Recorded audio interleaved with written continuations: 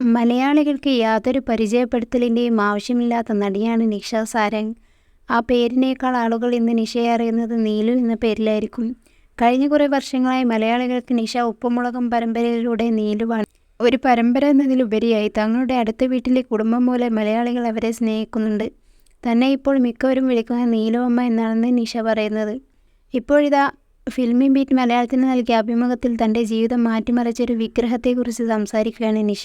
പുതിയ സിനിമയായ എഴുത്തോലയുടെ പ്രൊമോഷന്റെ ഭാഗമായി നൽകിയ അഭിമുഖത്തിലാണ് നിഷ മനസ്സ് തുറന്ന നടൻ ഹേമന്ത് മേനോന് നിഷയ്ക്കൊപ്പം അഭിമുഖത്തിൽ പങ്കെടുത്തിരുന്നു. നിഷയുടെ വാക്കുകൾ വായിക്കാം. "അന്ന് ഞാൻ അഭിനയിക്കാൻ ഇറങ്ങിയിരുന്നില്ല. ജസ്റ്റ് 1-2 പാസിംഗ് വേഷങ്ങൾ മാത്രമായിരുന്നു ചെയ്തിരുന്നത്. കയ്യിൽ പൈസയൊന്നുമില്ലാത്ത സമയമാണ്. വണ്ടിക്കാശ് മാത്രമായിട്ടാണ് കുഞ്ഞുങ്ങളെയും കൊണ്ട് ഗുരുവായൂർ പോകുന്നത്. ട്രെയിനിൽ വരാനുള്ള കാശ് മാത്രമേ കയ്യിലുണ്ടായിരുന്നുള്ളൂ. അവിടെ ചെന്നപ്പോൾ ഒരു കടയിൽ കൃഷ്ണന്റെ വിഗ്രഹം കണ്ടു. കണ്ടാൽ കൃഷ്ണൻ അവിടെ നിൽക്കുകയാണെന്നേ തോന്നും. ആ ഒരു വിഗ്രഹം മാത്രമേ അങ്ങനത്തേതുള്ളൂ.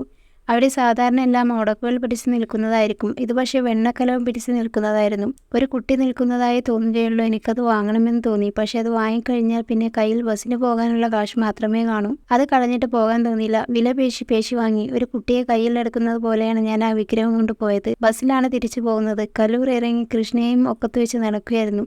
ഭക്ഷണം കഴിക്കാൻ പോലും പൈസ ബാക്കിയുണ്ടായിരുന്നില്ല. ഒക്കെ തീർന്നിരുന്നു. എന്നാലും കൃഷ്ണനെ കിട്ടിയ സന്തോഷത്തിലായിരുന്നു. പക്ഷേ പിറ്റേന്ന് മുതൽ എൻ്റെ ജീവിതം മാറി. എൻ്റെ ജീവിതത്തിൻ്റെ പോക്ക് മാറി. ഗ്രാഫ് കയറിപ്പോയി. ജീവിതം വേറൊരു റൂട്ടിലായി. കൃഷ്ണൻ വീട്ടിലേക്ക് വന്നതിനാലാണ് അതെന്നാണ് എൻ്റെ വിശ്വാസം. എല്ലാവർക്കും അങ്ങനെ തോന്നണമെന്നില്ല. ഞാൻ വിശ്വസിക്കുന്നത് എനിക്ക് അങ്ങനെ ഒരു മകനുണ്ടായപ്പോൾ ജീവിതത്തിൽ മാറ്റങ്ങൾ ഉണ്ടായി എന്നാണ്.